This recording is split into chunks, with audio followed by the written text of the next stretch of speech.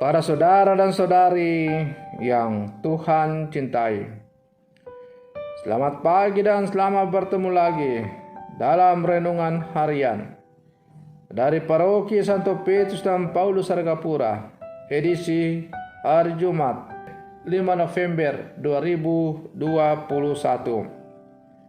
Dalam masa biasa yang ke-31, mengawali hari yang baru ini, kita hendak mendengar dan merenungkan sabda Tuhan.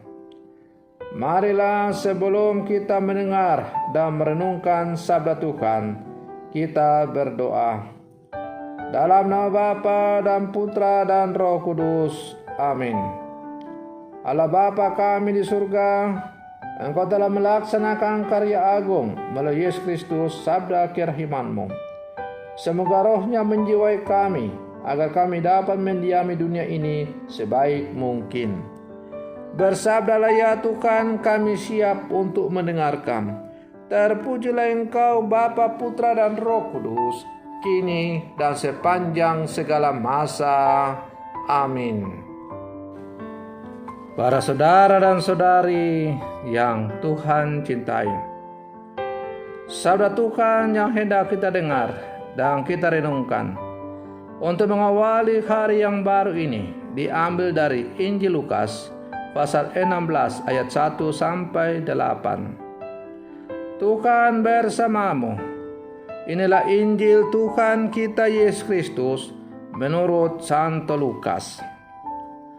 Pada suatu ketika, berkatalah Yesus kepada murid-muridnya, ada seorang kaya yang mempunyai seorang bendahara. Kepadanya disampaikan tuduhan bahwa bendahara itu menghamburkan miliknya. Lalu ia memanggil bendahara itu dan berkata kepadanya, "Apakah yang kudengar tentang engkau? Berilah pertanggungan jawab atas urusanmu, sebab engkau tidak boleh lagi bekerja sebagai bendahara." Kata bendahara itu dalam hatinya, "Apakah yang harus aku perbuat? Tuanku memecat aku dari jabatanku sebagai bendahara. Mencangkul aku tidak dapat, mengemis aku malu. Aku tahu apa yang akan aku perbuat, supaya apabila aku dipecat dari jabatanku sebagai bendahara, ada orang yang akan menampung aku di rumahnya." Lalu ia memanggil seorang demi seorang yang berhutang kepada tuannya. Katanya kepada yang pertama, "Berapa utangmu kepada tuanku?" Jawab orang itu, 100 tempayan minyak.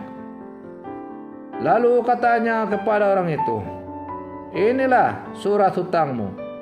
Duduklah dan buat surat hutang lain sekarang juga, 50 tempayan."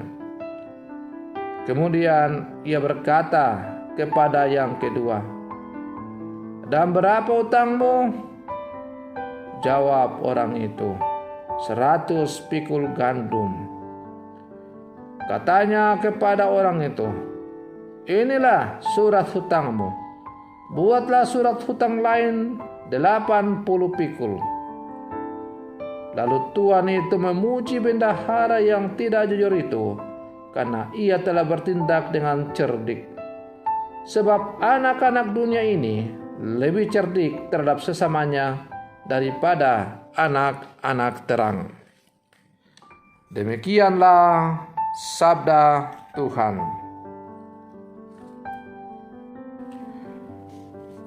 Para saudara dan saudari yang Tuhan cintai,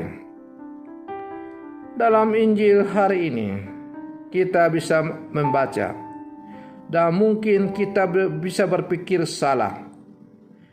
Yesus seolah-olah memuji bendahara yang tidak jujur. Yesus tidak membenarkan tindakan bendahara yang tidak jujur itu, tapi ia memuji kreativitasnya mengatasi permasalahan yang sedang ia hadapi.